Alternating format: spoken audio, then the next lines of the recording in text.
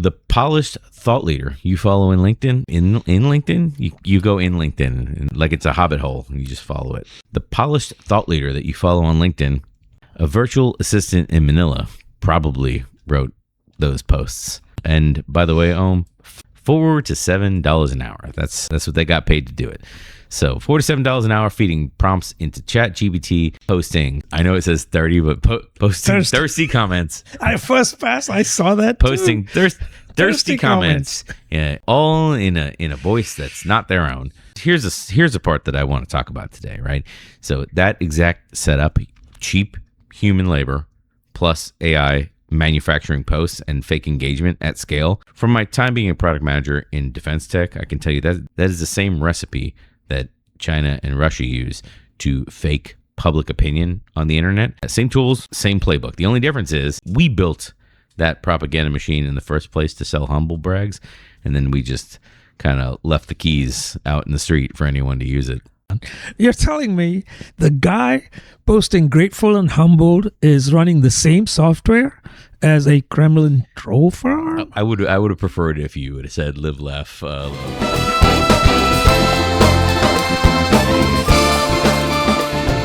Welcome back to Arguing Agile. And if this is your first time, welcome. I'm your host, product manager, Ryan Orlando, and this is my co-host, enterprise business agility leader, the Baron of the Burndown chart, Mr. Om Patel. Oh, wow. I've been elevated to be the Baron now. You certainly have. So if Brian's right and that it's all one machine, the whole episode is about following that machine up the ladder. So what we're going to show you today is how the machine works, why it turned your feed into trash, and then we're going to talk about the joke that many people have pointed out is that the people that are touting that you have to move over to AI. AI is going to take everyone's jobs. AI is going to do all this automatically. They're the very people employing these humans to take the result of AI and then automatically produce it, trash on the internet. So that's funny. And by funny, I mean like not haha funny. Right. And then we'll also talk about what happens when we take this friendly back and forth, this friendly thought leadership, and turn it into actual hostile messaging that's meant to, I don't know, erode democracy. Other things? Certainly rile people up, that's for sure. Some other things, that's right. So by the end, you won't just be able to spot these fake posts, which most people can do already. You'll be able to see the whole apparatus. That would be my hope. All right, so let's kick off. So let's start where everyone wants to shrug it off. So yes, ghostwriting is ancient. CEOs always had speechwriters. Great leaders always had speechwriters. That's the first thing we're going to get. That's the first objection we got to get right out of our pocket. Like, I don't know where we have it. These are real pockets in case anyone ever wondered. Anyway, so that we got to get that one right off the table. Now that it supposedly is AI end to end and it's produced en masse, but also it's built for a slow human internet, it has become a gigantic problem. So let's talk about this category. The issue with this category is that the thought leader that you envy or that you're, jealous that they have so many connections or whatever, that you're comparing yourself to, that's the intent of LinkedIn by showing you that number, is that you compare yourself to, like, it's fake. It was fake before. Now it's doubly fake. But now it's worse. Yeah. So I want to show, the article was kind of the genesis for this podcast. Here, this is Rest of World reporting global tech stories, restofworld.org, 2026. It's called The Filipino Virtual Assistants Behind LinkedIn's Thought Leadership Mill. For $7 an hour, virtual assistants use AI tools to write LinkedIn posts and comment on behalf of Western executives. So I don't know why I'm not on the wide angle for this because it looks much better. So there we are. It's 18 May 2026. Also acceptable to write a date this way. Thank you very much. 18 May 2026. We also would accept the complete opposite of 2026 May 18. It's a little weirder. I like it just numbers, but So this has been your how to write a date update, brought to you by the Arguing Agile podcast. In this, it's the very end of the article. This is that dead internet loop connection. Here, so a quote in the article, and they put it real big right here on the screen toward the end, because it's one of the last comments. It says, "It's all AI comments by fake people answered with fake replies by other fake people. Have your virtual assistant talk to my virtual assistant," type of thing, except it's have your virtual assistant comment on my virtual assistant's posts and like them, and that's this. Wow. So what happened to human in the loop? We talked all about that not too long ago, right? Everybody's talking about that even today. Oh, yeah, it's great, but we need the HITL. What happened to that? Well, that is who these virtual assistants, these I VAs. doubt they had this in mind when they said human in the loop, right? I think the human in the loop, that is an interesting point that I didn't think about, because I think the human in the loop marketing term was undermining the autonomy of being everywhere all at once and not needing you being able to cut headcount. I think those two, like how to actually use AI in reality, like the human in the loop, I remember was big during the era of like the 3.5 models, where those models just they couldn't hack it on their own. They really couldn't. It wasn't until you get to the 4 models, Then they got smarter, maybe, right? that they theoretically, under some conditions, could do stuff without a human. But even then, like not serious things. For anything serious, you would want a human in the loop. And it's funny because what's happening is executives go to this service in Manila, and the Manila-based virtual assistants, that's what they're called, they are given a document written by it's probably not even written by, but it's written by somebody representing the person that they're supposed to be portraying online, the persona, who's a real person, a real CEO. And then they just write articles or comment on their behalf on the internet, so they have a presence. This is basically the same as like people farming your World of Warcraft account.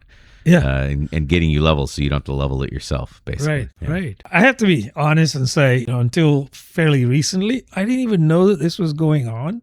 And I doubt if this is a very recent phenomenon. It's been going on for a bit. And I was just completely taken, aback by this, because I didn't anticipate this happening. The only funny thing about this is anybody that's worked in software for more than like 2 years should know enough to know you can totally tell when people are logging in, because their IP address is there. And even if they're using VPNs, do you bounce from VPN in the US to a VPN in the Philippines over and over and over again when you post to LinkedIn? Like, LinkedIn doesn't know. There's a pattern there, right? They don't know? Absolutely. Come on. Yeah.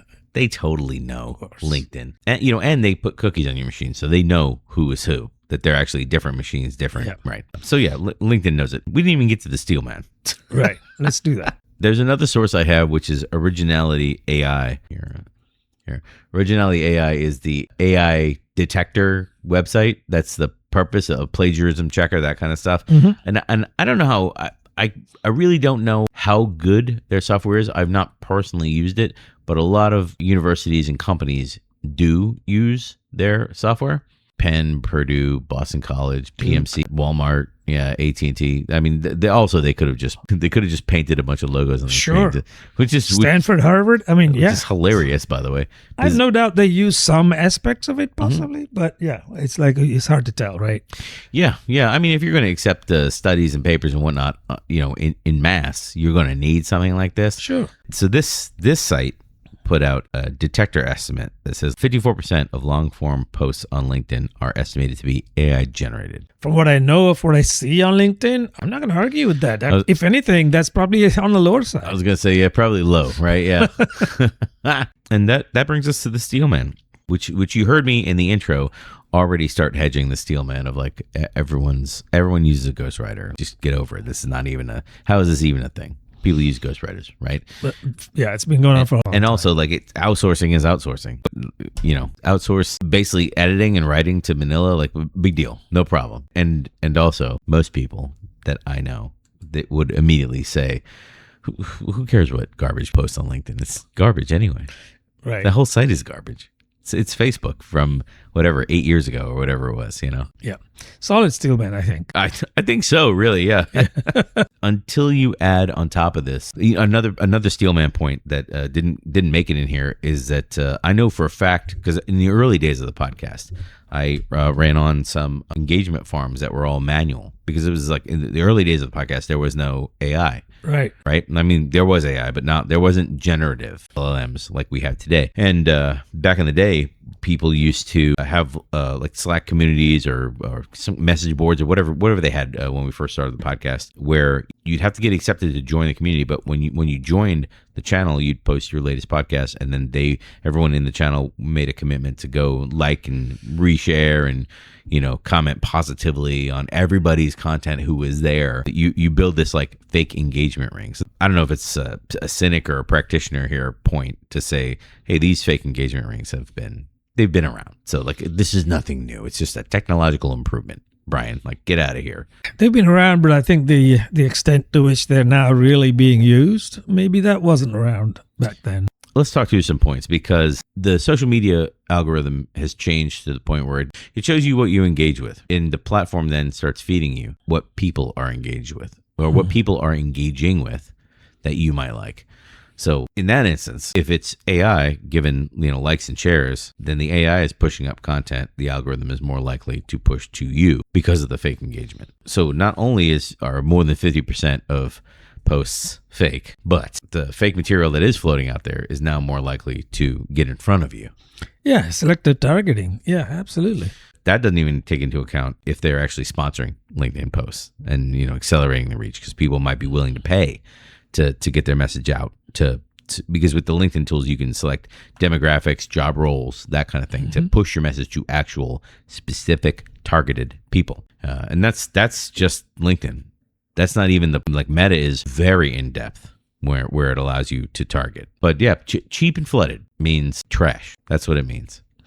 It means volume. It means the real signal drops, the real people drop. And it means that it's harder for you to actually reach a person with whatever you type on the platform. Yeah, I think the flip side of that might be it's cheap to do this. So what, right? We'll just throw the message out there and see what sticks. This fake engagement, if the only way to push past it is to spend money to get it, then the pushback will become, you just got to spend money. That's just the way that platform is. If you're not willing to spend money, you shouldn't be on the platform. That would be the. It sort of reminds me of, authors that publish their books on some platform like Amazon or whatever. They like their other authors that they write. They like their books and vice versa. And that's how this thing works. Are there takeaways here? Am I shaking my fist at the cloud? I don't know. Stop reading engagement on LinkedIn, or really any platform, but stop reading engagement as proof of anything, because you can't tell what's fake. And LinkedIn's not helping either. No, it's actually, I'd be bold enough to say it's hindering. Oh, yeah. So start reading that, what you see online, as volume that was manufactured. I would say somebody. I would soften that to say potentially manufactured, unless it's one of these thought leaders. Yeah, no, I guess never mind. I take it back. If it's a thought leader, never mind. It's definitely manufactured. Yeah. I don't know. Maybe not 100%, but it's pretty close.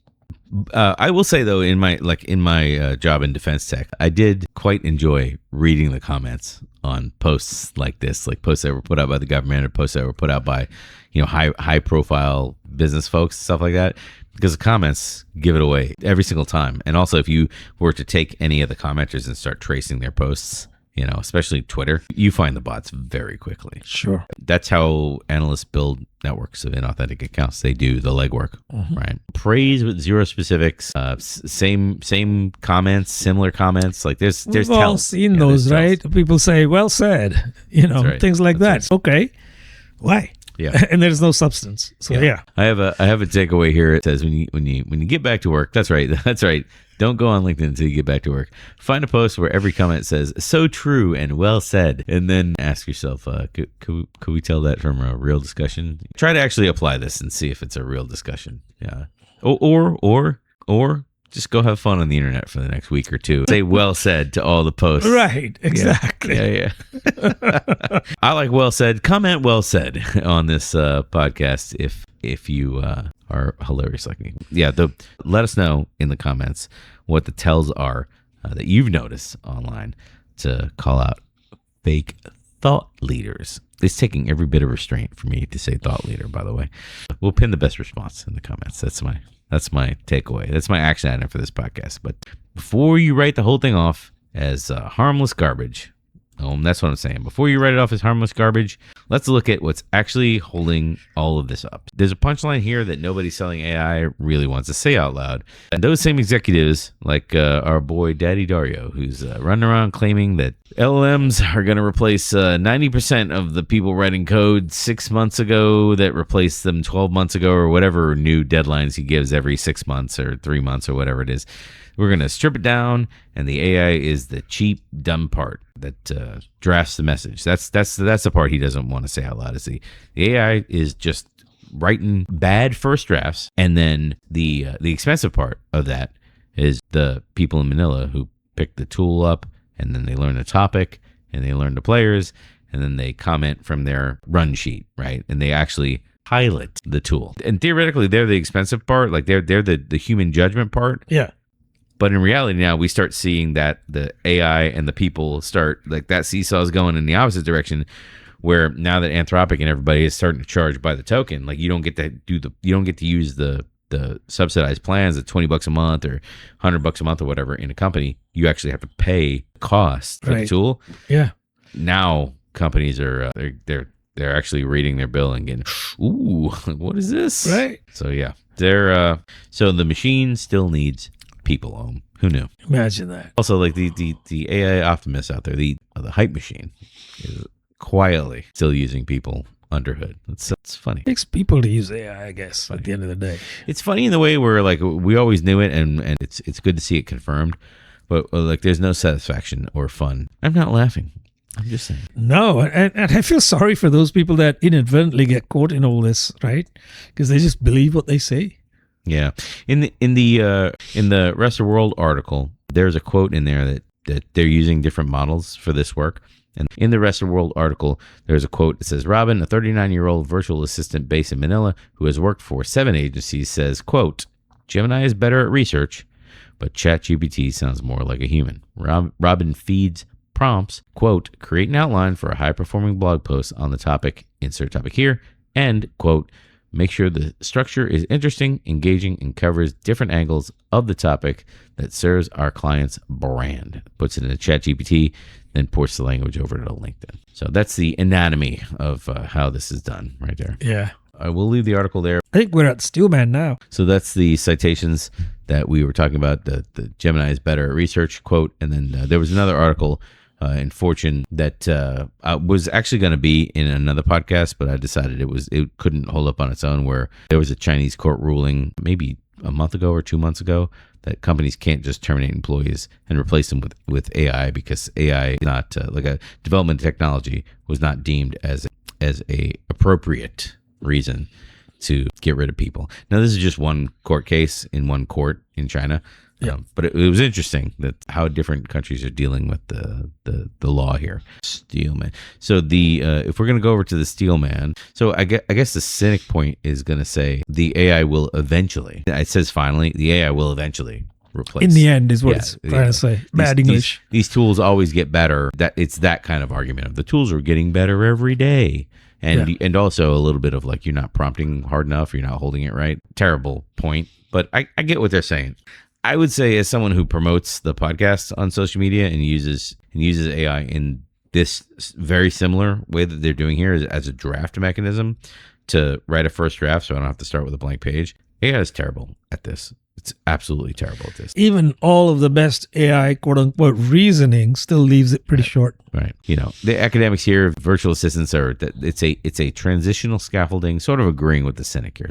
It's a traditional scaffolding. It's what we have to do today because the models are, quote, not quite there, or, not enough context has been built or whatever. And then the actual day-to-day practitioner, they'll say, well, this is just the way that you need to use this technology, which is what the way I use it is the AI drafts it based on everything it knows with the context you've given it, and then the human edits it and posts it. That's just the way it is. Yeah, I think companies could do well by, putting in mandates like you cannot just simply copy paste the output of AI without a human actually reviewing it and making sure that it stands upright, I'm going to disagree. I'm going to say companies should just give it unfettered access to your bank accounts, your LinkedIn, your credit cards. Oh, yeah. Unfettered Go for it. Your databases, your security. Yeah, just go for it. We'll soon be in digital Armageddon. Just go for it. Hey, listen, do we practice what we preach or what here?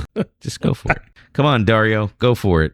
Load-bearing labor here is human judgment. It's not any of the models. Right. So you could be paying these people $4 to $7 an hour, and the AI wouldn't even be in the mix. They still would be doing the job. They just wouldn't be doing it as fast. Hard to argue against that one because it's a pure economic play there. It is. I mean, it's also, if you get paid for developing and maintaining these AI tools, it's a solid play. Look, they're so much faster. The interesting thing is that the article is just kind of shining a light on the ecosystem that exists. It's not really making any judgments or going in and living with these people and trying to figure out the efficiency metrics and, $4 to $7 versus whatever, and how would they be with and without, like A/B test with and without AI. That's not really what's happening here. We're way past that. Yeah. There's only B. There's no A. There's just an assumption that they're better with it. That's Exactly. Yeah. Which is my favorite part of product management is just wild assumptions. I know I was say I'm trying to make easy editing because I really want to say wild assumptions, but wild assumptions, and then bet my bot farm on it. So the people selling AI saying this is going to replace people or this is just transitory and eventually we'll be past this.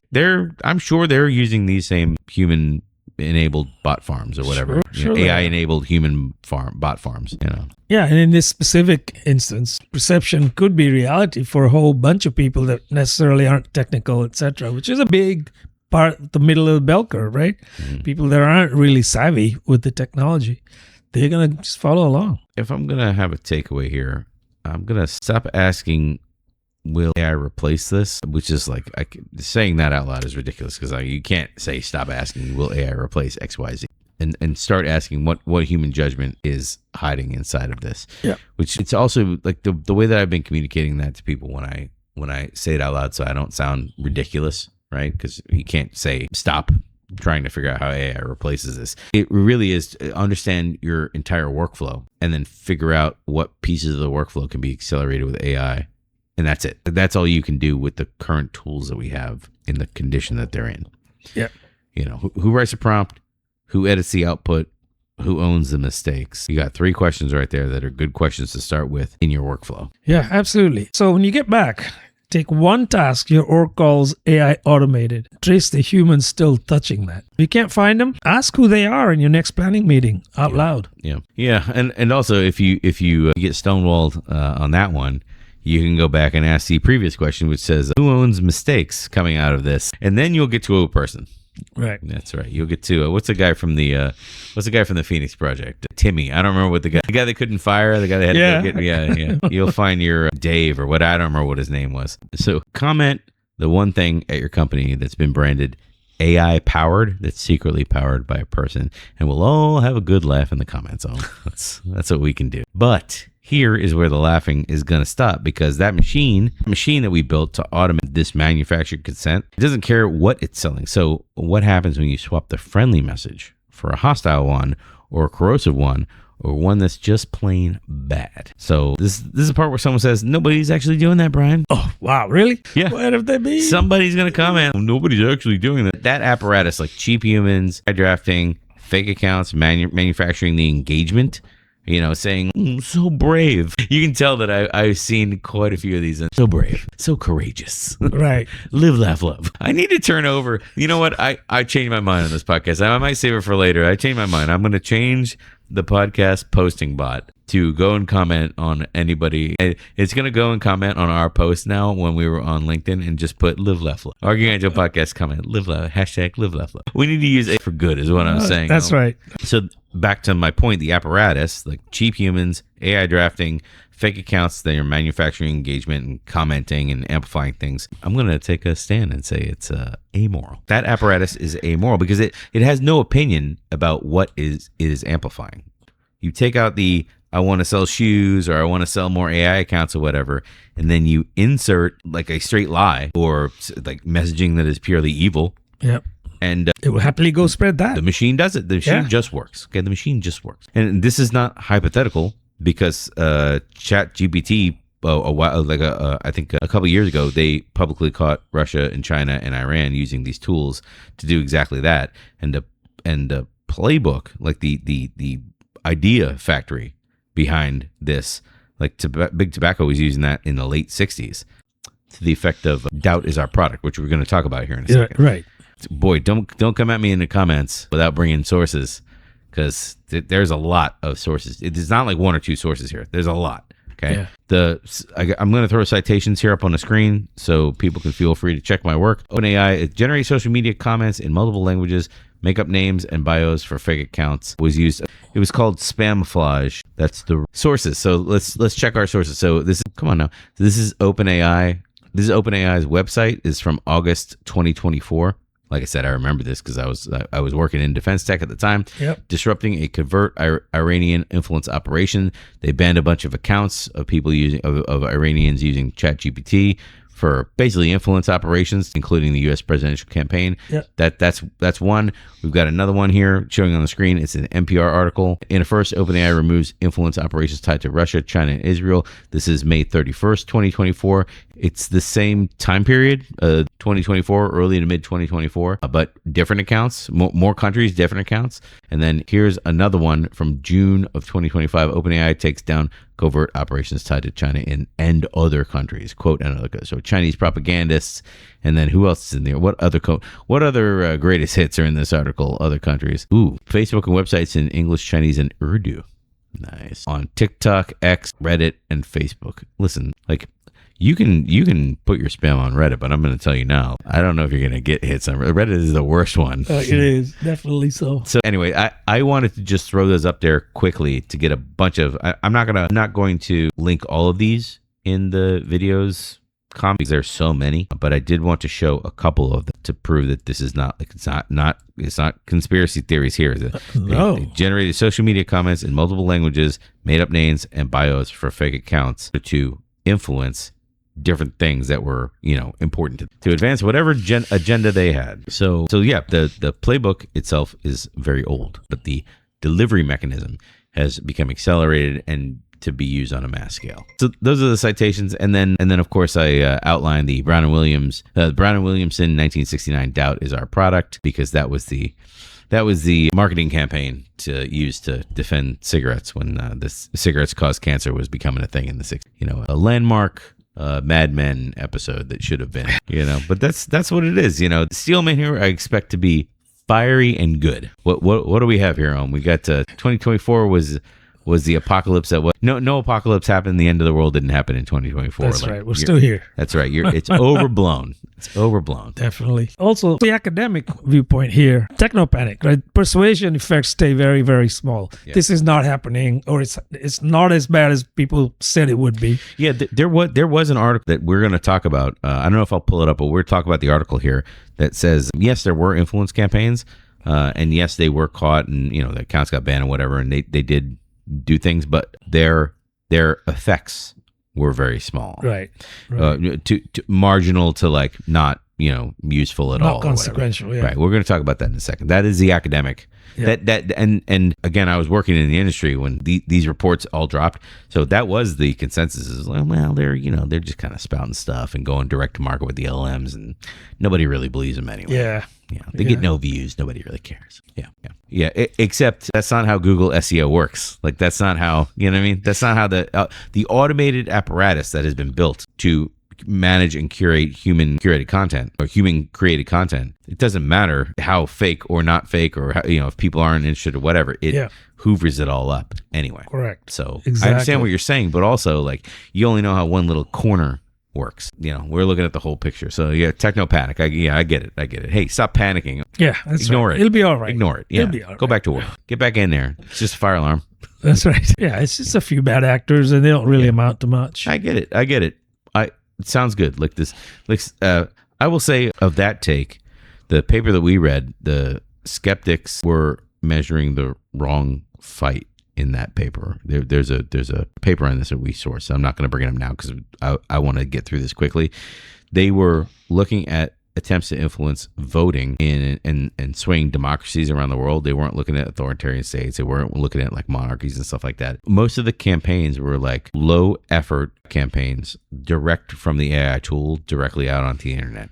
Like, without any intervention. Yeah, without, like, smart people that know the culture and really understand the language and stuff like that, and not disciplined humans in the loop in the middle. It certainly wasn't like the Russians, who are very smart at this, and quite honestly, the memes that they put up are hilarious. Like, some of their bot memes are very funny, and you can tell they got people in the loop, because they're that Russian sense of humor that is pretty funny. If you ever have any Russian friends, they're fun. They're hilarious people, but definitely not that. Is low effort garbage. Right. China's big on low effort garbage. Yep. But on the other hand, like, even now, you've got entire podcast networks that we talked about on a previous episode. We talked about the Quiet Please network that had, like, thousands of podcasts, and they actually were getting tons and tons and tons of views.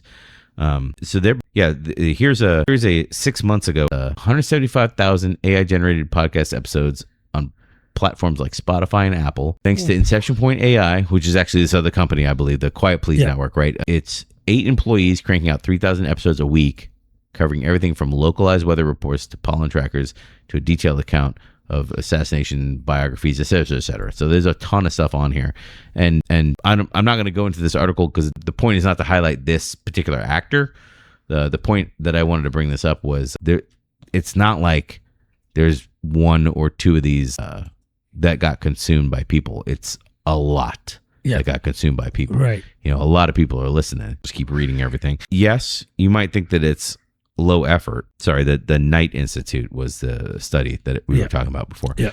You might think that it's low effort, yes, but also like there's so much of it. Like a real podcast or real people having conversations. I don't know if they can break through that. So it's what it does to someone legitimately trying to learn or understand a topic when the zone is being flooded. I don't know. It's these campaigns they don't really move the needle. Like I understand why someone would say that, because you're not going to get a hardened conservative or a hardened liberal or whatever to change their position. Sure. But most of the time, voting is not about getting the hardened right to vote. It's the right. It's mobilizing people that either otherwise wouldn't vote, who don't have super strong opinions, and you don't need a ton of those people to come out. You just need enough. Yeah. And also like the voting in America is laughable. Less than 30% of the people vote. So if you could mobilize, if you could like whip up a rage and get people to vote, more fully, you raise a percentage, then you can swing elections. Now the point of their report was none of these campaigns have been good at doing something like that. That's probably true. I think going forward though, that may change. Yeah. Because these AI tools are getting better and better. They're the worst they've ever been today. These tools are used in other countries to magnify state propaganda. For sure. Like internal and external. So China, for example, uses these tools to take pro-China messages and push them out to the world, but also in the reverse to drown out drown out any kind of messaging that could paint the government as in a bad light internally. And they're very effective at that, So the machine that's been built here is topic agnostic by design. So remember that. Like, it doesn't care if the message is a direct quote from someone or a lie. And none of the social media platforms carry either. Yeah, that's the sad part because they don't have any social responsibility to the public. So I think from this one, you can stop asking if a post is true and start asking what the machine behind it is built to do. Right. Which is a completely different consideration than looking at whatever it is as fact or fiction. Right. Who built the consensus? What is the consensus trying to sell you, which is another one that I want to talk about on a future podcast. Is that in the product management space, it's bad out there, kids. There's so many people that the end of the podcast, or not even the end, is a funnel into a consulting program or buy my book or it's my class or whatever it is. Like, is the whole point of this been to sprinkle in some value that we got from some other books or podcasts we listen to, and then get you sailing through the funnel to give me $625 so I can teach you how to prompt, right? And hold it right or whatever. Like, it's tough. And then who pays if I believe this thing would be the last question. Which in the case I just outlined, you pay. You don't realize you're paying. Maybe you're paying out of the left pocket or the right pocket, but it's you that's paying. You're paying out of somewhere. So when you get back, you take one everybody agrees claim in your field and you ask out loud in a meeting, who profits if we all believe this? And oh boy, when you do that, then you better get your torches and pitchforks ready because people might think that you're talking crazy at that point. Definitely so. Sit at the long end of the table. That's right. So let's debate in the comments. Is the it's overblown crowd right that this stuff mostly flops? Or are they measuring the wrong thing? So pick a side and defend it, okay? Because here's the thing about flops. It doesn't have to convince you, okay? It just has to look like the majority. And that is where things get dangerous. So let's talk about the next category. So why should a machine that mostly, quote, fails to persuade, according to the old internet, why should that still scare you? Because persuasion isn't the point. Right. It's those messages don't need to change minds. They need to fake a majority. That is it. They only need to fake a majority. So people read the room before they speak. It's called the spiral of silence. And when the room looks one-sided, the real majority shuts up. Right, exactly. Yeah. So we've all seen this in real life too, I'm sure, right? Yeah. In certain meetings where you have some polished people that know exactly how to tone the narrative. So now we've made a machine that is cheap, it's immoral, and it is aimable, more importantly. It's not a real word, but it's aimable, okay? You can point it at any person, any place, any idea, any ideology. Let me get real dangerous here in conspiracy territory here, right? You're going to run it the same time that we've slowly consolidated legacy media apparatus. Our legacy media, and maybe it's different in other countries. I don't think it is. I think it's the same. Probably the same thing is happening. Yeah. But the legacy media outlets have all been slowly consolidating. We have a quote here that the media consolidation trend in 1983, 90% of American media was owned by 50 media companies. By 2012, that number was 6, and I think there's less today. Media companies. Yeah, certainly the Western Hemisphere. And there's the spiral of silence. Noelle Newman it's a documented effect that people can read about if they want. Those are the citations that come out of the section. But from the bottom, you have this grassroots organic spread of ideas that theoretically the best ideas are spreading wildfire, and kind of that becomes the status quo over time. And from the top down, the media pushes what the media pushes. So now, with the ability to spend money to deploy these bot farms to drown out what everybody says via social media platforms for the low price of $4 to $7 an hour in the Philippines, and with the ability to directly control these media apparatuses through, direct purchase, I guess. Yeah, direct purchase and monopolizing the content. So this is a double whammy. Right. If ever I saw. Well, a megaphone is not like on both sides. So I don't know. It's no essential governmental oversight or adult oversight, to be honest. So I'm gonna stop just short of saying you shouldn't really need our opinion with all these factors that we're kind of laying out to judge whether or not these things are dangerous for democracies. I think unfortunately everybody falls into one of two camps, right? People that have their eyes wide open listen to stuff with their eyes wide shut reference, and you can't. Nicole Kidman won't let us listen. That's right. Like, I thought you were going straight into this is consolidation panic. It's just as old as the radio is. It's like, this is just old panic. You're panicking over nothing. Right. So, I'm not that old, but I can remember my dad talking about the messaging on radio way back before TV, right? Because he was old. Pate News telling you everything's fine when we're actually losing the war. That's right. So this is old for sure. Yeah. Right now, it's the worst thing is right now, it's hard to tell the wheat from the chaff unless you're really savvy. So if you're not questioning and simply just taking things at face value, God help you. Yeah, a person is generally, this is the old George Carlin, like a person is smart and people are dumb. That's right. Sheeple. They're sheeple. For the most part. People aren't sheep. They tune out this garbage. They learn how to tune out this garbage. And the other one from working in this industry that the China analysts used to say is like the difference between America and China is the typical Chinese citizen knows that what they're being broadcasted at, it's all fake. They know it's fake. Right. The typical American does not. That is very true. Sadly. Yeah.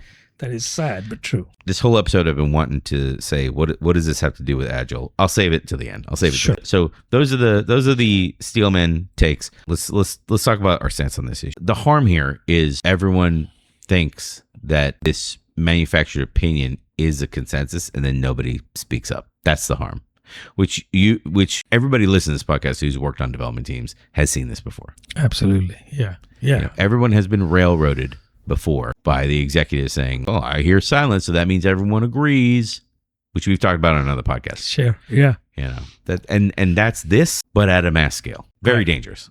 Extremely. Flooding is dangerous when not when there's in a low trust environment. I would say flooding is dangerous in a low trust environment. Which is nobody knows what to believe for different reasons. People don't know what the truth is, and the spin doctors are very good at disguising, right? Or being very economical with the truth. Yeah. So I mean, super dangerous condition of a consolidated megaphone from the top, from the bottom, all saying the same thing. Very, very dangerous. The The only law on the books that we found in researching here, there's a couple of countries have laws that says that a chatbot has to declare itself as a chatbot. I don't think America is one of them. I think maybe California, has a law about this. Europe has some laws. Most European countries now are going that way. It was a single digit number. Maybe Australia, I don't remember. There was a single digit number of countries. I don't remember who it was. Yeah. But nothing governs this faking of a crowd, this faking of a crowd behavior. Yeah, and unfortunately, those people that don't want to have this overt regulation will say caveat emptor, right? But it doesn't really work that way, at mass. So the only thing you can do here is, it's one of the only things you can do here is you stop waiting for regulators to come around and to start analyzing the consensus that you think exists that's being projected at you. Everybody's moving to AI. If you're not on AI, you're going to be left behind. Start analyzing these consensus messages. Everyone believes that, and ask, hey, is this a real majority that exists? Like the AI thing is, if you're not in tech, the AI thing is like easy to miss. Like, there's a lot of buzz and nothing's really like happening. Right. And when something seems like it's true, just ask yourself the question, who benefits from this, really? Yeah, who profits, I would say. Profits is a better way to put benefits. it. Yeah. Yes, who profits? And then the other one is, am I staying silent? Am I not weighing in here because I feel outnumbered? Right, and feel empowered and emboldened to say something. But also, are you really outnumbered? Like, if you look at the comments, it's live, laugh, love over and over again. Like, I know, wade into the comments. Get in there. Get in there, kid. Definitely. I'll give you some downvotes on Reddit. I don't care. I'll take the downvotes. Pick a topic where you think, quote, everyone disagrees with you. This is a good one for the comments. Let us know a topic where, quote, everyone disagrees. Let me know what hill you're willing to die on. That's right. In the comments. Because, if you can't talk about your real views, I don't know what kind of world we're living in over here. Yeah, you're being compressed. That's the spiral from the Noelle Newman research over here. Synthetic consensus triggers silence. That's basically what that whole citation comes from. And let us know in the comments, because that's the hardest thing to do, is express your real opinion, especially in the corporate America that doesn't listen. You got great ideas. Keep them to yourself, kid. Okay, though. Should anyone regulate this manufactured online consensus? Or is a cure worse than the disease? That would be the question. That's a fantastic question. Yeah, absolutely. We'd love to hear from you, though, on what your thoughts are around this. Maybe, program your bot to say something on your behalf something. That's right. So tell us in the comments, what's the one everyone agrees claim in your industry that you suspect may be manufactured consensus? Yeah, it's one machine, so don't go quiet. Yeah, and also live, laugh, love. That should be the title of the podcast, maybe. All right, let us know in the comments below what other topics you'd like us to delve into. And while you're there, like and subscribe. So true.